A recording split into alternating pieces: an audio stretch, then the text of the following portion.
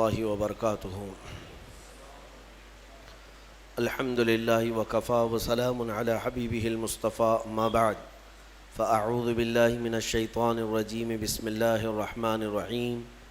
إن الله وملائكته يصلون على النبي يا أيها الذين آمنوا صلوا عليه وسلموا تسليما. اللهم صل على سيدنا محمد معدن الجود والكرم وآلہ وأصحابہ الکرام وابنہ الکریم وبارک وسلم صلاة دائمة سرمدا ابدا بحمدہ تعالی وبکرم مصطفیٰ صلی اللہ علیہ وسلم. آج کی شب میں قرآن عظیم کے 21 پارے مکمل ہو چکے ہیں.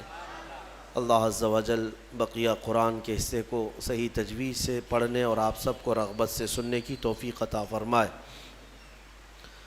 کل کی بھی جو تلاوت ہوئی تھی اس کی تفسیر عرض نہیں کر سکا، اس لیے کہ کل کی شب ہم نے اصحاب بدر رضوان اللہ تعالی علیہ مجمعین کے نام سے محفل کو منسوب کر دیا اور ان کا ذکر خیر کیا گیا. 20ویں پارے میں ہم نے جو تلاوت کی ہے وہ سورہ قصص ہے اور سورہ عنکبوت ہے، اور اس کے بعد آج جو ہم نے 21ویں پارے میں تلاوت کیا ہے وہ سورہ روم ہے، اور پھر سورہ لقمان ہے، اور سورہ سجدہ ہے، اور اس کے بعد سورہ احزاب. یہ اب سورتیں بڑھتی چلی جائیں گی، چھوٹے چھوٹے سورتیں. اس میں ساری سورتوں کی بڑی فضیلت ہے. سورہ قصص جو ہے، قصص قصے کی جمع ہے، واقعات.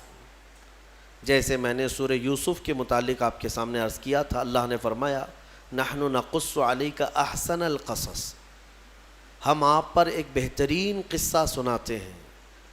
تو قصص کے نام سے یعنی قصوں کے نام سے پوری ایک سورہ ہے، اور اس میں کون سے واقعات بیان کیے گئے ہیں؟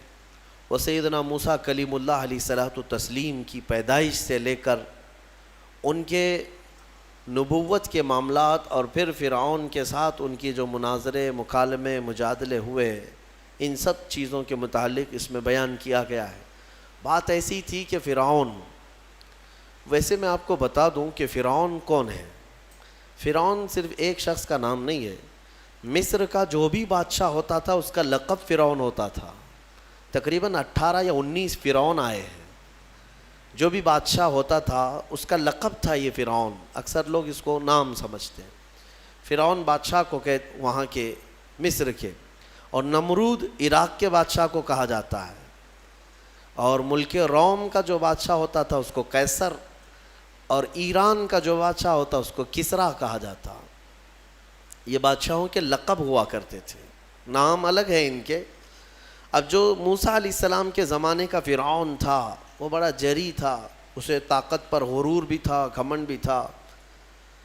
ایسا ہے کہ تقریباً 100 سال تک تو کبھی اس کو سردی بخار بھی نہیں آئے، بیمار کبھی نہیں ہوا.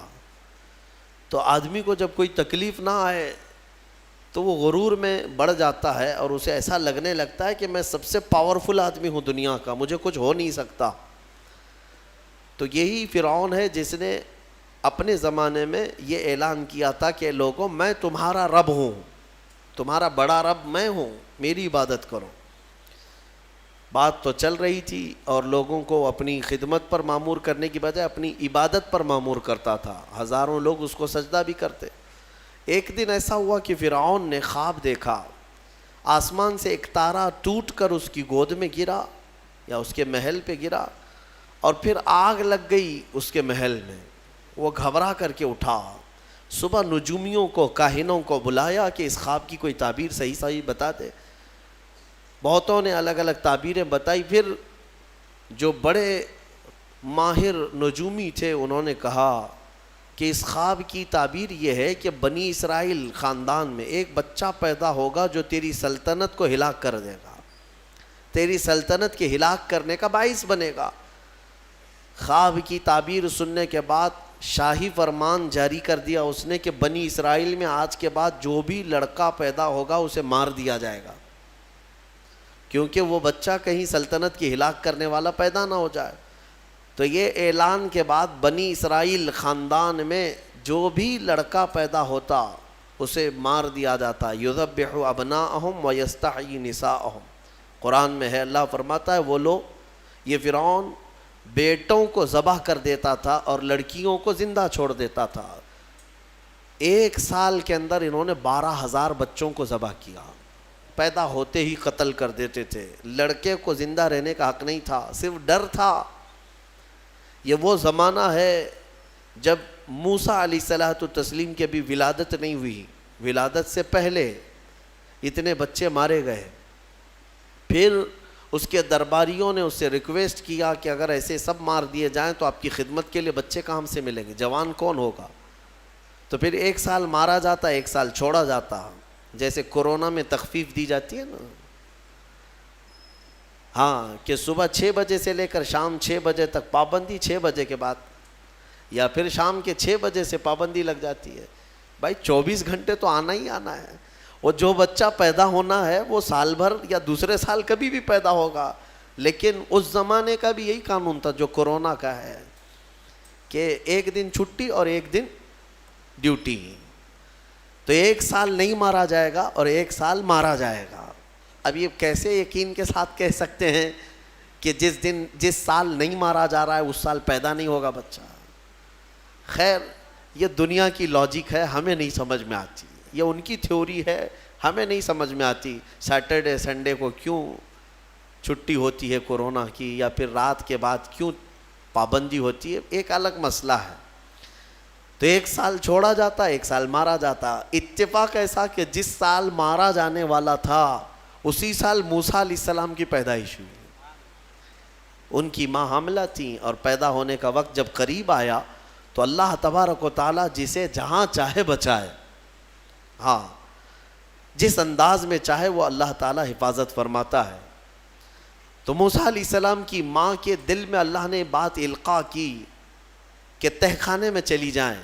وہ تہ خانے میں گئیں، بچے کی ولادت ہوئی، لڑکا پیدا ہوا. اب وہ گھبرا گئیں کہ یہ سال مارے جانے والا ہے، اور وہ بنی اسرائیل خاندان سے تھیں کہ میرا بچہ مارا جائے گا، قتل کر دیا جائے گا. تو اللہ تبارک و تعالیٰ نے ان کے دل میں یہ بات القاء کی کہ ایک صندوق لے لو لکڑی کا، اور اس میں اس بچے کو ڈال کر دریا میں بہا دو. بھلا کوئی ماں کیسے بہائے گی؟ لیکن اللہ تعالیٰ فرماتا ہے وَرَبَطْنَا عَلَىٰ قَلْبِهَا، ہم نے ان کے دل کو مضبوط کر دیا تھا. جب اللہ تعالیٰ کسی کے دل کو مضبوط کرتا ہے تو بڑے بڑے کام کر جاتا ہے. ان کی ماں صندوق میں رکھ کر کے بچے کو ایک دریا کے کنارے ڈال دیتی ہیں، بہا دیتی ہیں، اور اپنی بڑی بیٹی کو کہتی ہیں کہ دیکھتے رہنا یہ صندوق کہاں جاتا ہے. موسیٰ علیہ السلام کی جو بڑی بہن تھیں وہ دیکھتی ہوئی جا رہی تھیں اس صندوق کے پیچھے. صندوق بہتے بہتے بہتے ایک باغیچے کے کنارے لگا. وہ باغیچہ فرعون کا ہی تھا، اور فرعون کی بیوی وہاں پر ٹہلنے کے لیے شام کے وقت آیا کرتی تھی. جب وہ اپنی کنیزوں کے ساتھ وہاں آئی تفریح کے لیے تو ایک صندوق کو اپنے باغیچے کے کنارے لگا ہوا دیکھا. اٹھانے کے لیے کہا، اٹھایا گیا تو نہایت ہی خوبصورت بچہ. اللہ تعالیٰ نبیوں کو خوبصورتی دیا ہی ہوتا ہے. فرعون کے گھر میں کوئی بچہ نہیں تھا، اولاد نہیں تھی. تو فرعون کی بیوی نے اٹھا لیا اور کہا کہ لاؤ یہ بڑا خوبصورت بچہ ہے، حسین بچہ ہے، اور اپنے محل لے آئی. فرعون سے کہا کہ آج سمندر میں، دریا میں بہتا ہوا ایک بچہ کنارے پر آ لگا، میں نے اس کو اٹھا لیا ہے. فرعون نے کہا کہیں یہ بچہ تو نہیں جو میری سلطنت کو ہلاک کرنے کا سبب بنے گا. بیوی نے کہا ایسا کیسے ہو سکتا ہے، وہ تو بنی اسرائیل خاندان میں پیدا ہوگا، یہ تو کسی دریا سے بہتا ہوا آیا ہے، پتہ نہیں کون سے ملک سے آیا، کہاں سے آیا. تو بہرحال اس کی بیوی نے یہ کہا کہ اس کو مت مارو، لا تقتلوه عسى ان ينفعنا او نتخذه ولدا، قریب ہے کہ ہم اس سے فائدہ اٹھائیں گے یا اس کو بیٹا بنا لیں گے. بیوی کی بات پر راضی ہو گیا. فرعون جو ہے بیگم کی بات پر آ گیا اور اس کے بعد رکھ لیا بچے کو. اسی لیے کہا جاتا ہے عورتوں کے مشورے بہت ہی قیمتی ہوتے ہیں. بہرحال عورت کے مشورے پر عمل کرتے ہوئے اس نے رکھ تو لیا بچے کو. اب پرورش کی جب بات آئی، بچے کو دودھ پلانا ہے، تو دایاؤں کو بلایا گیا. شاہی خاندان میں بچے کی پرورش ہو رہی ہے، بہت ساری عورتیں آئیں، دودھ پلانے کی کوشش کرتی رہیں، موسیٰ علیہ السلام کسی کا دودھ نہیں پکڑتے تھے۔ ان کی بہن وہیں کھڑی تھی، اس نے کہا کہ میں ایک دایا کو جانتی ہوں جس کا دودھ ہر بچہ پی لیتا ہے۔ اس سے کہا گیا کہ بلا لاؤ۔ وہ جا کر اپنی ماں کو بلا لائی، اپنی ماں کو لے آئیں، اور ان کی ماں آئیں، موسیٰ علیہ السلام کو اپنے سینے سے لگائی تو دودھ پینے لگ گئے۔ تو سب میں یہ بات مشہور ہو گئی کہ یہ یہاں کی مشہور دایا ہے، اور یہ خاندان کے اندر رہے گی، شاہی خاندان میں، محل میں رہے گی، اور بچے کو پلانے کی اجرت بھی دی جائے گی، اجرت بھی دی جائے گی۔ فرعون کے گھر میں پرورش بھی، اور انہی کی ماں سے دودھ بھی پلانا، پھر پلس اس کی اجرت بھی دلانا، یہ شان ہے رب ذوالجلال کی۔ وہ جہاں چاہے جیسے چاہے پرورش فرمائے، حق کی حفاظت کرنا یہ مولا کی شان ہے۔ حق کی حفاظت وہ ہر زمانے میں کرتا رہتا ہے۔ اسی لیے کہا گیا ہے کہ اللہ تبارک و تعالیٰ جس چراغ کی حفاظت فرمائے، بڑی بڑی آندھیاں اس کو نہیں بجھا سکتی، اور جس کو بجھانا چاہے سارے انتظامات کے بعد بھی منٹوں میں اسے گل کر دیتا ہے۔ خیر، موسیٰ علیہ السلام فرعون کے گھر میں پرورش پاتے رہے۔ جب آپ کی عمر 2 سال کے قریب کی ہوئی، فرعون اور اس کی بیوی بیٹھے ہوئے تھے، موسیٰ علیہ السلام کھیلتے کھیلتے گود میں آئے اور فرعون کی داڑھی پکڑ کر اس کے منہ پہ تماچا لگا دیا۔ پہلی مرتبہ کسی نے بادشاہ کے منہ پر تماچا جڑا ہے تو بیٹا گھر کا، لیکن فرعون کو پہلی مرتبہ وہ زناٹے دار جو تھپڑ لگا، ہو سکتا ہے تارے نظر آ گئے ہوں، وہ گھبرا گیا، کہا کہ یہ بچہ ایسا کیسے مجھے مار سکتا ہے، ہاتھ کیسے اٹھا سکتا ہے۔ دسترخوان سے اٹھ گیا اور کہا اپنی بیوی سے، بیگم مجھے لگتا ہے یہی وہ بچہ ہوگا، یہی بچہ ہوگا جو سلطنت کے ہمارے خلاف جائے گا۔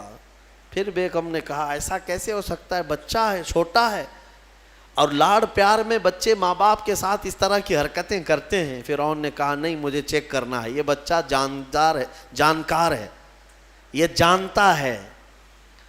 تو پھر موسیٰ علیہ السلام کا وہاں پر امتحان لیا گیا۔ فرعون کی بیوی بچانے پر لگی ہوئی تھی۔ فرعون نے کہا کہ ٹھیک ہے، دیکھتے ہیں یہ کہ بچے کو سمجھ ہے یا نہیں ہے۔ امتحان کے لیے بیگم نے کہا ایک کام کرو، ایک برتن میں آگ کے انگارے دہکتے ہوئے کوئلے وہ بھی لائے جائیں، اور ایک برتن میں سفید پھول لائے جائیں۔ اگر بچہ عقل مند ہوگا تو پھولوں کو پکڑے گا، نہیں تو پھر یہ لال چیز کی طرف بچوں کا ہاتھ زیادہ جاتا ہے، آگ دیکھے گا۔ کہا ٹھیک ہے، یہ آزمائش کی جائے گی۔ ایک برتن میں آگ کے لال سرخ انگارے کوئلے لائے گئے، اور ایک برتن میں پھول لائے گئے، دونوں رکھے گئے۔ موسیٰ علیہ السلام کیا، ہر نبی ماں کے پیٹ سے ہی ہر چیز کو جانتے ہیں، اللہ تعالیٰ انہیں علم بھی نوازا ہے۔ موسیٰ علیہ السلام کو بلایا گیا، 2 سال کی عمر ہے کہ بچے ان دونوں میں سے کوئی چیز اٹھا لو۔ تو موسیٰ علیہ السلام کا ہاتھ پھولوں کے برتن کی طرف ہی بڑھنے لگا۔ یہ تو امتحان تھا۔ جبرائیل علیہ السلام اسی وقت نازل ہوئے اور آپ کا ہاتھ پکڑ کر کے آگ میں ڈالا۔ آگ میں سے ایک کوئلہ موسیٰ علیہ السلام اٹھائے اور اپنے منہ میں رکھ لیے، جس کی وجہ سے آپ کی زبان جل گئی، ہاتھ میں بھی آگ لگی۔ پھر فوراً ہٹایا گیا۔ فرعون کو وہ سیٹسفائیڈ ہو گیا کہ نہیں، یہ جانتا نہیں ہے، جانتا ہوتا تو آگ نہیں اٹھاتا۔ بہرحال موسیٰ علیہ السلام کو اس آگ کے کوئلے کے زبان پر رکھنے کی وجہ سے زندگی بھر اس کا اثر رہا، زبان میں زندگی بھر اثر رہا۔ پھر جوانی آئی موسیٰ علیہ السلام کی، اسی گھر میں پرورش پاتے ہوئے۔ پھر آپ وہاں سے نکلے اور آپ کی ماں نے آپ کو ساری چیزیں بتا دیں کہ ہم بنی اسرائیل سے ہیں، نبیوں کا خاندان ہے، اللہ تبارک و تعالیٰ کی عبادت پر ہم ہیں، اور فرعون ظالم ہے اور وہ اپنی پرستش کرواتا ہے، اپنی عبادت کرواتا ہے، لہذا ہم فرعون کے خاندان سے نہیں ہیں۔ تو موسیٰ علیہ السلام جوان ہونے کے بعد ان تمام سچویشن کو سمجھ چکے تھے، سارے حالات کو۔ ایک بار ایسا ہوا کہ موسیٰ علیہ السلام اپنی بستی سے باہر کی طرف جا رہے تھے، 2 لوگوں کو لڑتے ہوئے دیکھا۔ ایک بنی اسرائیل کا تھا، ان کے خاندان کا تھا، ایک فرعون کے خاندان کا تھا، یعنی فرعون کا جو خاندان تھا، عمالقہ ان کو کہتے ہیں، اور ان کو قبطی کہا جاتا ہے آج بھی مصر میں. تو قبط خاندان سے ہوا کرتے تھے. تو ان کا ایک آدمی اور ان کے خاندان کا ایک آدمی لڑ رہے تھے. تو ان کے خاندان کا جو آدمی تھا وہ پکارا موسیٰ علیہ السلام، ہائے ہائے میں مرا جا رہا ہوں، مجھے بچا لو موسیٰ، مجھے بچا لو. موسیٰ علیہ السلام آئے، دیکھا دونوں جھگڑ رہے ہیں. ایک تو اپنے خاندان کا تھا بنی اسرائیل، ویسی بھی بنی اسرائیل پر اس وقت بڑا ظلم کیا تھا فرعون نے. تو موسیٰ علیہ السلام نے موقع پاتے ہی، یعنی وہ فرعونی تھا، ایک گھونسا لگایا اس کو، ایک گھونسا اس کو لگایا، وہ زمین پہ گرا اور مر ہی گیا، ختم ہی ہو گیا. نبی کا پنجہ لگایا نا، نبی کے ہاتھ سے ایک مار کھایا اور مر گیا. فَوَكَزَهُ مُوسَىٰ فَقَضَىٰ عَلَيْهِ، قرآن میں ہے کہ ایک گھونسا لگایا اور اس کا کام تمام کر دیا موسیٰ علیہ السلام. پھر حضرت موسیٰ علیہ السلام کو افسوس ہوا کہ یہ مجھ سے کیا ہو گیا، یعنی میں نے تو اس دونوں کے جھگڑوں کو چھڑانے کے لیے کوشش کیا لیکن میرے ہاتھ سے یہ مر گیا. اللہ کی بارگاہ میں آپ نے استغفار کرنا شروع کیا، اے اللہ تو مجھے معاف فرما دے. فغفر لہ، اللہ تعالیٰ نے معاف بھی فرمایا، آیتیں نازل ہوئی. پھر چند دن کے بعد ایسا ہوا، پھر ان کے خاندان والا بنی اسرائیلی ایک بار پھر کسی سے لڑ رہا تھا، دوسرا ہی دن تھا. موسیٰ علیہ السلام کو پھر آج اس نے پکارا. تب موسیٰ علیہ السلام نے کہا غلطی تو تیری ہی ہے، کل بھی تو ہی لڑ رہا تھا، آج بھی تو ہی لڑ رہا ہے، یعنی روز تو نے پیشہ بنا لیا لڑنے کا. تو موسیٰ علیہ السلام اپنا پنجہ لے کر اسی کی طرف آنے لگ گئے ہیں، یہ جو اسرائیلی تھا. تو وہ ڈر گیا، اس کو پتا تھا کہ کل کیا ہوا ہے، ایک گھونسا کھانے کے بعد ہوتا کیا ہے. تو چیخنے لگا، اتريد ان تقتلني كما قتلت نفسا بالامس، موسیٰ کیا تو مجھے بھی ویسے ہی قتل کرنا چاہتا ہے جیسے کل تو نے قتل کیا تھا. یہ کہتے ہوئے وہ جھگڑا چھوڑ کر بھاگ گیا. اب بھاگ کر جا کر فرعون کے خاندان والوں کو، بلکہ فرعون کو سب بتا دیا کہ موسیٰ بنی اسرائیل سے ہیں، اور ایک فرعونی کو، ایک تمہارے خاندان والے کو کل موسیٰ نے قتل کیا ہے. تو معاملہ بڑا بگڑ گیا. فرعون کے دربار میں یہ سب اس نے چغلی کیا. بتاؤ وہ کون تھا؟ بنی اسرائیل خاندان سے، موسیٰ علیہ السلام کے خاندان کا تھا، اور فرعون کے ہاں چغلی کیا ہے انہی کی. ہاں، اسی لیے کسی نے کہا ہے نا، ہماری کشتی وہیں ڈوبی جہاں پانی کم تھا. اکثر یہ دیکھا گیا ہے کہ درخت کو جس چیز سے کاٹا جاتا ہے ہوتی لوہے کی کلاڑی ہے، لیکن اس کو پکڑنے والی جو مٹھی ہوتی ہے وہ بھی لکڑی کی ہوتی ہے، لکڑی کی ہوتی ہے. اور لکڑی سے بڑے بڑے درختوں کو کاٹ دیا جاتا ہے. اور اسی لیے کسی دانشور نے یہ بھی کہا ہے، ماچس کی تلیاں بھی بہت چھوٹی چھوٹی لکڑیوں سے ہی بنتی ہیں، لیکن وہ بڑے بڑے درختوں کو جلا سکتی ہیں. آپ اندازہ یہ کریں کہ اکثر اس دنیا میں دھوکہ یا اپنے لوگوں کے ذریعے سے پہنچتا ہے، اور یہ بڑا دھوکہ ہوتا ہے، یہ بڑا دھوکہ ہوتا ہے. ایمان والوں کو بھی آج تک جس چیز کا سب سے بڑا نقصان اٹھانا پڑا ہے وہ جماعت کے اندر موجود منافقین سے، غداروں سے، منافقین سے، ہر زمانے میں. اس لیے کہ یہ چوہے پتہ نہیں چلتے، گھر کے اندر ہوتے ہیں، ساتھ اٹھتے بیٹھتے ہیں، ساری چیزوں کی خبر دیتے ہیں. میرے عزیزوں، ان تمام چیزوں کے سلسلے میں بہت مرتبہ کہہ چکا ہوں، آج بھی میں یہ عرض کرتا ہوں مولا کی بارگاہ میں کہ اے مولا، سب سے پہلے تو ہماری جماعت میں موجود ان غداروں اور منافقین کو بے نقاب کر انہیں ہلاک و برباد فرما، جن کے ذریعے سے اسلام اور مسلمانوں کو بڑا نقصان ہے، بڑا نقصان ہے. ہمارے حضرت فرمایا کرتے تھے کہ اللہ تبارک و تعالیٰ کافروں پر کبھی بھی مسلمانوں کو غلبہ نہیں دیتا، کبھی نہیں دیتا، مگر یہ کہ کسی مسلمان کے ذریعے سے ہی وہ کافروں پر، مومنین پر غلبہ حاصل کر لیتے ہیں. ہاں، یہ چیزیں دیکھنے کو ملتی ہیں کہ تمہارے گھروں کے پتے وہی لوگ بتاتے ہیں جو آس پڑوس میں ہوا کرتے ہیں. آؤ دوسروں کو بلا کر کے لا کر کے دکھاتے ہیں کہ یہ ان کا گھر ہے، یہ فلاں کا گھر ہے، یہاں سے اٹھائیے، آپ یہاں سے لے جائیے۔ مومنین کی خبر گیری کرنے والے جو منافق صفت ہوتے ہیں، ان کے لیے بڑا دردناک عذاب ہے۔ ان المنافقین فی الدرک الاسفل من النار، بے شک منافق جہنم کے سب سے نچلے حصے میں رہیں گے۔ موسیٰ علیہ السلام کی چغلی کیا انہی کے خاندان کا آدمی فرعون کے ہاں جا کر بتایا۔ فرعون پوری تیاری کر کے کہا کہ موسیٰ کو پکڑو، اور میں پہلے سے کہتا آ رہا تھا کہ وہی بچہ ہے اور میرا گمان صحیح نکلا۔ اس بنیاد پر اس نے اپنی بیوی کو سزا دینا شروع کیا، حضرت آسیہ۔ اس بنیاد پر وہ عذاب اس قدر دیا کہ ان کے ہاتھوں پر میخ مار کر انہیں سلاتا تھا، ان کو بالوں سمیت چھت سے لٹکا دیا جاتا تھا۔ بہت شدت کی تکلیف دی حضرت آسیہ کو، کیونکہ وہ موسیٰ علیہ السلام پر ایمان لاتی، وہ موسیٰ کے خدا پر ایمان رکھتی تھیں۔ تو فرعون نے اپنے جاں بازوں کو، اپنے لڑاکوں کو بھیجا کہ موسیٰ کو پکڑو۔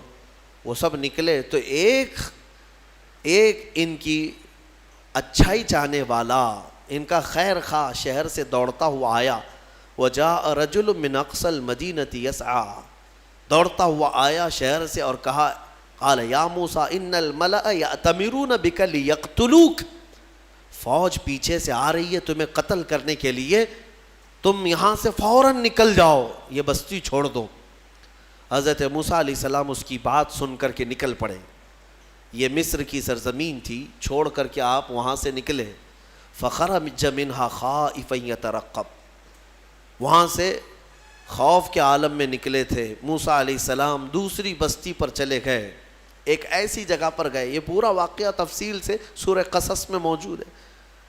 ایک بستی پر پہنچے تو وہاں پر دیکھا ہے کہ ایک کنویں پر بھیڑ لگی ہوئی ہے، بہت ساری بھیڑ ہے، پانی کھینچ رہی ہیں۔ اس میں دو لڑکیاں دور شرماتے کھڑی ہیں، وہ پانی میں لینے کے لیے بھیڑ میں نہیں جا پا رہی۔ تو موسیٰ علیہ السلام بھیڑ کو چیرتے ہوئے آئے اور ان دو لڑکیوں کے لیے پانی آپ نے ڈول سے نکلوایا۔ آپ مضبوط تھے، قوی تھے، طاقتور تھے۔ پانی آپ نے نکالا اور پانی نکال کر ان دونوں لڑکیوں کو دیا۔ تو وہ جوان لڑکیاں تھیں، انہوں نے کہا کہ چلو، ہمارے باپ اس شہر کے بڑے نیک اور پرہیزگار آدمی ہیں، ہم تمہیں لے کر کے چلتی ہیں اور اپنے باپ سے تمہیں اجرت دلائیں گی۔ تم دیکھنے میں بڑے اچھے لگتے ہو، اجنبی ہو، مسافر ہو، اجرت دلائیں گے جو پانی تم نے ہمیں ڈول سے کھینچ کر دیا ہے۔ موسیٰ علیہ السلام ان کی بات پر چل پڑے۔ کہاں وہ دونوں لڑکیاں اپنے گھر لے آئیں۔ اپنے گھر لے آئیں تو ان کے والد جو تھے وہ کوئی عام انسان نہیں، وہ حضرت شعیب علیہ السلام تھے، اللہ کے نبی تھے۔ تو یہ دونوں نبی کی بیٹیاں تھیں۔ موسیٰ علیہ السلام آئے، پوچھا کہ تمہارے ساتھ کیا ہوا؟ موسیٰ علیہ السلام نے سارا اپنا واقعہ حضرت شعیب علیہ السلام کے پاس بیان کیا۔ تو حضرت شعیب علیہ السلام نے کہا، نجوت من القوم الظالمین، تم ایک ظالم قوم سے نجات پا کر کے آئے ہو، رہو ہمارے ہاں، رہو، کوئی حرج نہیں ہے۔ اب اجرت کیا دی جائے گی تمہیں جو ہماری بیٹیوں کو تم نے پانی کھینچ کر دیا؟ تو حضرت شعیب علیہ السلام نے کہا، قال احدى ابنتي هاتين على ان قالت احداهما، ان کی بیٹیوں میں سے حضرت شعیب علیہ السلام نے کہا، ہاں میں انی اريد ان انكحك، میں چاہتا ہوں کہ میری دونوں بیٹیوں میں سے ایک سے تمہارا نکاح کر دوں۔ کس بات پر؟ وہ اجرت کے طور پر نکاح بھی کر دوں گا، اور پلس مہر کیا رہے گا؟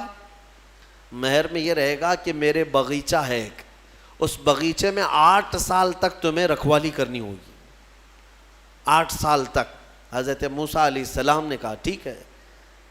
8 سال کی بجائے 10 سال موسیٰ علیہ السلام وہیں رہے، شادی بھی ہوئی شعیب علیہ السلام کی بیٹی کے ساتھ، جن کا نام تاریخ میں حضرت صفورہ بتایا گیا ہے۔ حضرت موسیٰ علیہ السلام کا نکاح ہوا، وہیں رہنے لگے۔ 10 سال کے بعد موسیٰ علیہ السلام پھر اپنی بیوی کو لے کر، اپنے گھر والوں کو یعنی اپنی اہلیہ کو لے کر نکل پڑے۔ واپس پھر آپ سفر پر تھے، بیچ راستے میں آپ کو آگ کی ضرورت تھی۔ کھانا پکانے کے لیے اس زمانے میں ماچس نہیں، لائٹر نہیں، بلکہ ایک درخت کی ٹہنیاں ہوتی تھی، اس کو پتھر سے رگڑتے تھے تو آگ پیدا ہوتی تھی. وہ آگ کی ٹہنیاں، درخت ہی ایک آگ لگنے والا ہوا کرتا تھا.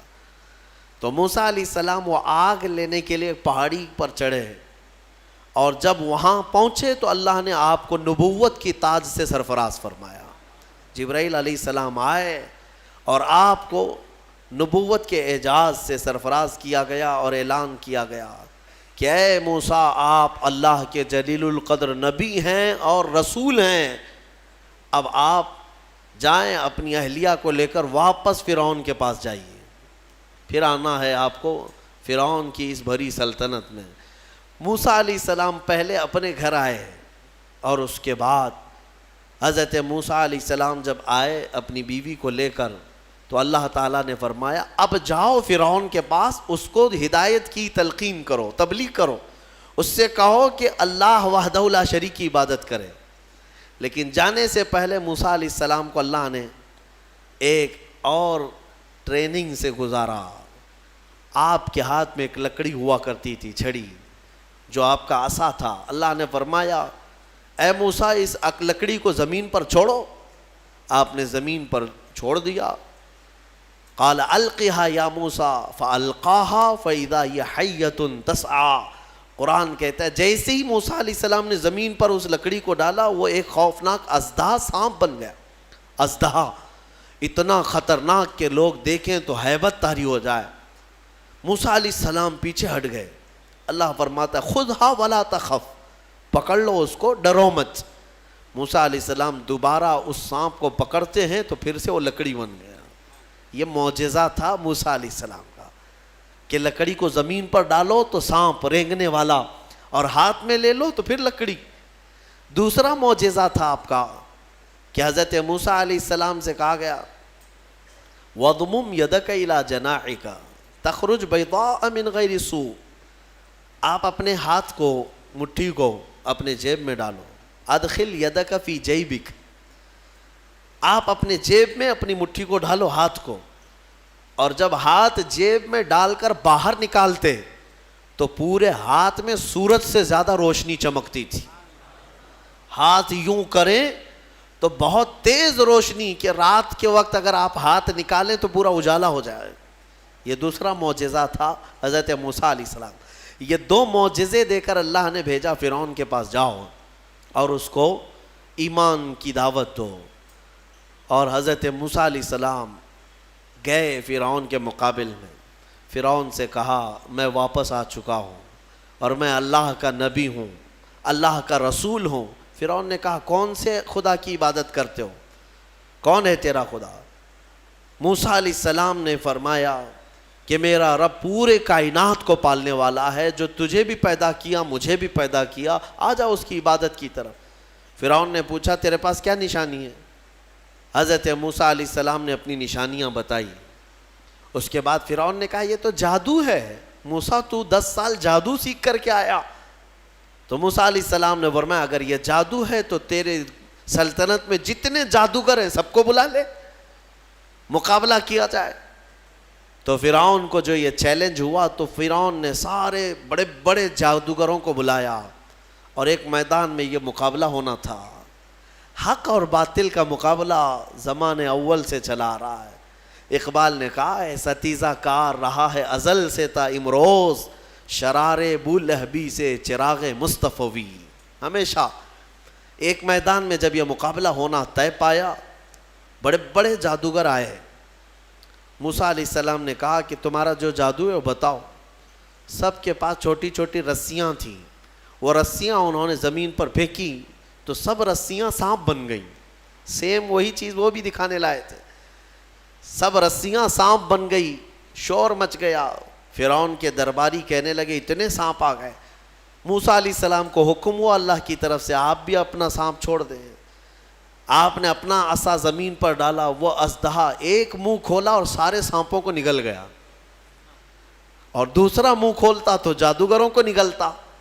اس سے پہلے ہی سارے جادوگروں نے پکارا ہم ایمان لائے موسیٰ کے رب پر. موسیٰ علیہ السلام پر بھی ایمان لائے اور اس کے رب پر بھی ایمان لائے. سارے جادوگروں کی جو ٹیم تھی پورے موسیٰ علیہ السلام کے ہاں آ گئی. اب یہاں وجہ بتاتا ہوں. جادو کرنے والے اور مقابلہ کرتے, دوسرا جادو دکھاتے.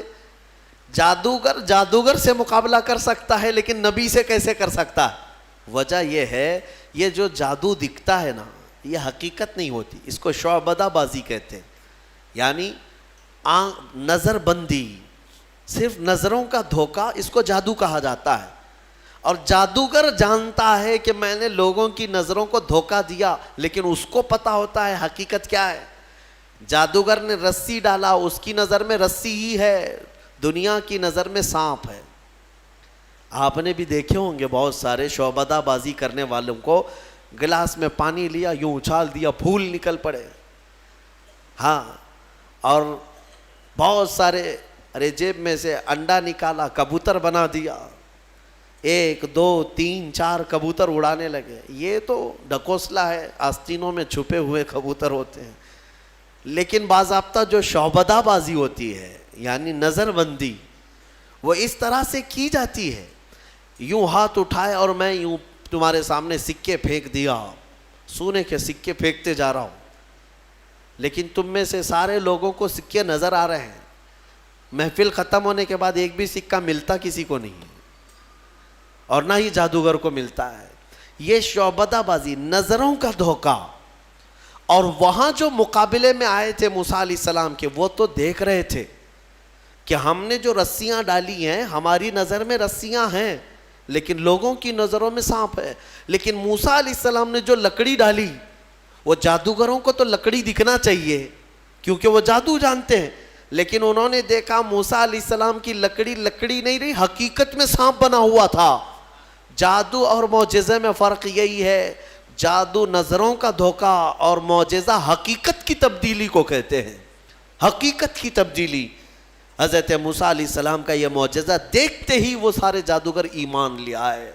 یہ موسیٰ علیہ السلام کی وہاں سے تبلیغ کا دور شروع ہوا. پھر زمانہ چلتا رہا, فرعون سے ان کے مقابلے ہوتے رہے. ایک وقت ایسا آیا کہ فرعون آپ کو ختم کرنے کے لیے 1,00,000 کی فوج کو جمع کیا, اور موسیٰ علیہ السلام اپنے ایمان والوں کو لے کر کے دوسرے علاقے کی طرف نکلے. سامنے سمندر اور پیچھے فرعون کا لشکر. آپ نے دعا کی کہ اے مولا, اس فرعون کے دبدبے سے میری قوم کو بچا لے. اللہ تعالیٰ نے حکم فرمایا سمندر میں عصا مارو. آپ نے عصا مارا تو 12 راستے نکل پڑے. موسیٰ علیہ السلام ان راستوں میں سے نکل کر کے دوسرے کنارے پہنچ گئے.